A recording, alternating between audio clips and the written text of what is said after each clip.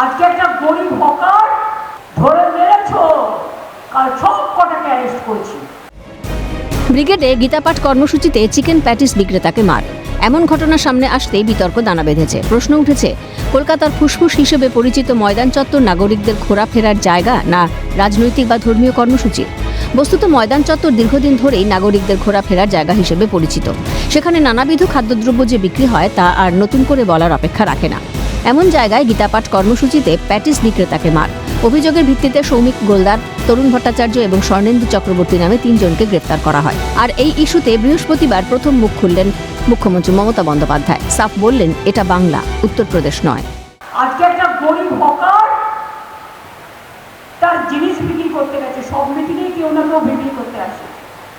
কেউ চা বিক্রি করে, কেউ সিঙ্গারা বিক্রি করে, কেউ ঝালমুড়ি বিক্রি করে, কেউ ভেলপুরিয়া বিক্রি করে, কেউ বিস্কুট বিক্রি করে। সেও তার মতো বিক্রি করতে গেছে, তার মাথায় তখন ওটা খেলেনি যে আমি এটা বিক্রি করব না ওটা বিক্রি করব।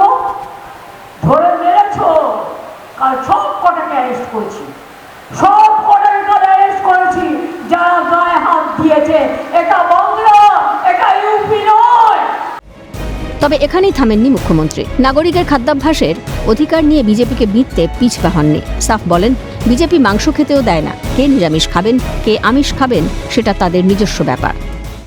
আপনারা মাছ মাংস খাবেন কি খাবেন না, বিজেপি তো মাছ মাংস খেতেও দেয় না। এটা ঠিক করতে হবে আপনাদের, কে ভেজ খাবে কে নিরামিষ খাবে, এটা তাদের নিজস্ব ব্যাপার। এদিকে চিকেন প্যাটিস বিক্রেতাকে মারধরের ঘটনায় ধৃত 3 জনকে আদালতে পেশ করা হয়।